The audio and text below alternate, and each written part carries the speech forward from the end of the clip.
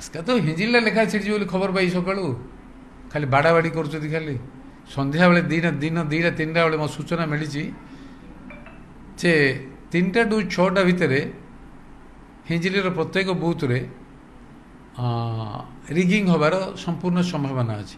ତ ସଂକଳ୍ପ ମୁଁ ନେଇଛି ଆଉ ମୋ ଭଳି ଯେଉଁମାନେ ଶୋଷିତ ହୋଇଛନ୍ତି ଆଉ କଷ୍ଟ ପାଇଛନ୍ତି ଆଉ ସରକାରର ବ୍ୟବସ୍ଥା ଭିତରେ ଯେଉଁମାନେ ବିଜୁ ଜନତା ଦଳ ସରକାରକୁ ପାଖରୁ ଦେଖିଛନ୍ତି, ଯେଉଁମାନେ ବିଜ୍ଞ, ଯେଉଁମାନେ ଯୁବକ ଯାହାର କଷ୍ଟ ପାଉଛନ୍ତି, ଦାଦନ ହେଉ, ଶ୍ରମିକ ହେଉ, ଯୁବକ ହେଉ, ମହିଳାମାନେ ହେଉ, ସମସ୍ତେ ଚାହୁଁଛନ୍ତି ଯେ ସରକାର ବଦଳୁ।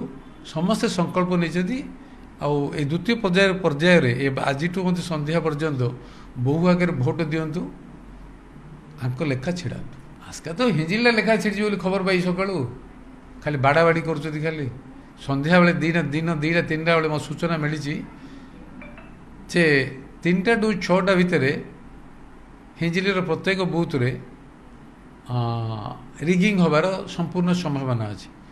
ମୋର ଅନୁରୋଧ ଇସିଆଇ ରାଜ୍ୟ ଇସିଆଇର ଅଧିକାରୀ ବୃନ୍ଦଙ୍କୁ ଆଉ ଇସିଆଇ ଅଧିକାରୀ ବୃନ୍ଦଙ୍କୁ, ଅବଜର୍ଭରମାନଙ୍କୁ, ପୁଲିସ ଅଧିକାରୀମାନଙ୍କୁ ଆଉ ଡିଜିପି ଆମର ଯେଉଁ 2 ଦିନ ହେଲା ପ୍ରେସ୍ କନଫରେନ୍ସ ନେଉଛନ୍ତି, ମୁଁ ତାଙ୍କୁ ବି ଅନୁରୋଧ କରୁଛି ଯେ ପ୍ରକୃତରେ ହିଞ୍ଜିଲି ଆମ ସମସ୍ତଙ୍କ ପାଇଁ ଗୋଟେ ଉଦାହରଣର ସ୍ୱରୂପ। କାହିଁକିନା ମୁଖ୍ୟମନ୍ତ୍ରୀ ଲଢ଼ନ୍ତି, ସିଏ ସ୍ୱଚ୍ଛ ନିର୍ମଳର ପ୍ରତୀକ କହନ୍ତି।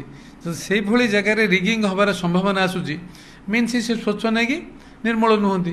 ସୋ ମୋର ଅନୁରୋଧ ସେଇ ନିର୍ବାଚନ ମଣ୍ଡଳୀଟାରେ ଡିଜିପିଙ୍କୁ, ରିଟର୍ଣ୍ଣିଂ ଅଫିସରଙ୍କୁ, ପୋଲିସ ଅଧିକାରୀମାନଙ୍କୁ କହିବି ଯେ ସମ୍ପୂର୍ଣ୍ଣ ଭାବେ ନିରପେକ୍ଷ ନିର୍ବାଚନ କରିଦିଅନ୍ତୁ, ଯଦ୍ୱାରା କି ମୁଖ୍ୟମନ୍ତ୍ରୀଙ୍କ ଇମେଜଟା ବି ବଢ଼ିବ। ସେ ନିରପେକ୍ଷ କଥା କହୁଛନ୍ତି, ସେ କଥାରେ ବି ସତ୍ୟତା ରହିବ ଆଉ ନିର୍ମଳ ଭାବମୂର୍ତ୍ତି ରହିବ। ତାଙ୍କ ସ୍ୱଚ୍ଛ ଶାସନର ଗୋଟେ ପ୍ରତୀକ ହେବ ହିଞ୍ଜିଲି ନିର୍ବାଚନ ମଣ୍ଡଳୀରେ ଯଦି ପ୍ରତ୍ୟେକ ବୁଥରେ ଗୋଟେ ବି ରିଗିଂ ହେବ ନାହିଁ।